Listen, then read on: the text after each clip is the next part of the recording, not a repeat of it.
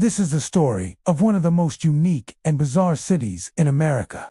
In the early 20th century, the country was changing rapidly. The Industrial Revolution had taken hold and made many people very wealthy. But there was still a huge gap between the rich and the poor. And so to help solve this problem, some of the richest people began experimenting with new ideas for communities that were both modern and affordable for working-class people. And one of the most famous of these experiments was the construction of a town named Radburn. And at first glance, it looked like any other typical neighborhood in a major American city. There were houses with front porches and gardens. There were paved roads and sidewalks. There were parks and schools. But once you started looking around, you would begin to realize that there was something very strange about this place. For example, almost all of the houses had their garages in the back rather than the front.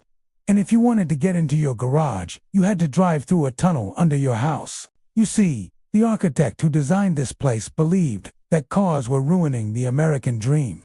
And so he tried to build a community where you could live without ever having to touch one. But unfortunately, his vision didn't last long, because in reality, almost everyone loved their cars. And so the streets quickly filled up with them anyway. Which meant that this once revolutionary idea ended up being more of a hassle than it was worth. However, there was another aspect of the town that ended up being much more successful, and that was its design. See, in the early 20th century, there was a lot of interest in the modernist idea that everything could be improved if it was properly organized. So the town was laid out with the intention of being as functional and efficient as possible. Everything from the shape of the buildings to the placement of the parks to how wide the streets were, it was all meticulously planned out by experts who just wanted to make life easier for the people that lived there. And this was really great news for the original residents. They were able to move into newly built homes with modern conveniences like indoor plumbing and electricity for less money than they would have spent if they were living in cramped apartments in a big city. It seemed like a win-win situation. Except about 60 years later, when the town was sold to a new owner, they discovered that the original plan hadn't accounted for one thing, and that was trees. See, the master plan for the development of the town had predicted that the population would grow exponentially, that the town would become crowded, and that the residents would want to add things like fences and hedges, and maybe even some walls. And so the planners had laid out the entire town in such a way that you could continue to expand the roads if necessary. Except the thing they had uncounted on was that the residents were perfectly happy with their small little town. They didn't want it to get bigger. They didn't want more roads or bigger houses. They just wanted to keep things as they were.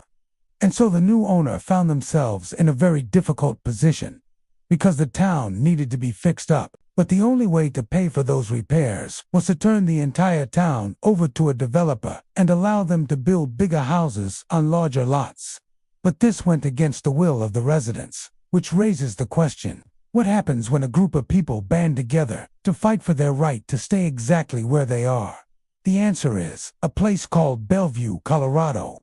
In the 1920s, William C. Durant was on top of the world. He was the founder of General Motors, which at the time was a massive company with over 40 different brands. And while most of them were car companies, they also owned everything else you needed to own in order to drive one, including metal scraper companies, glass factories, tire shops, hotels, clothing stores, food chains, banks, and real estate agencies. And so it should come as a surprise that when Durant set out to build his own personal utopia, he was able to get the best of the best to help him do it.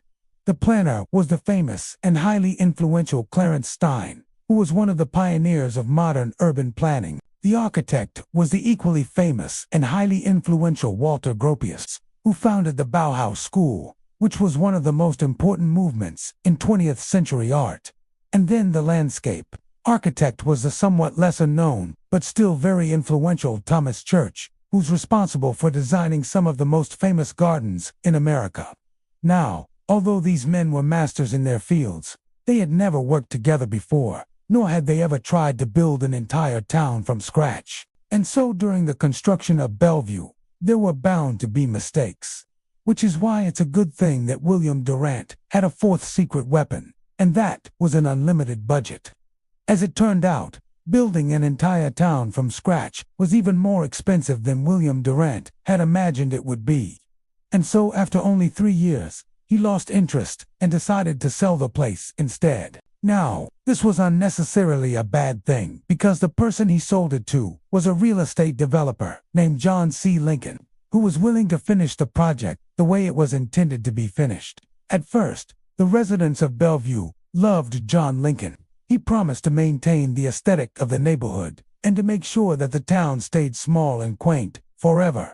And he even went ahead and built the iconic Bellevue sign to prevent any future developers from trying to swoop in and destroy the town. Except John Lincoln ended up dying unexpectedly, and when his widow sold the town, the new owner, Robert Young, wasn't nearly as respectful. See, Robert Young was a member of the Church of Jesus Christ of Latter-day Saints, and he was hoping to use Bellevue as a sort of religious retreat.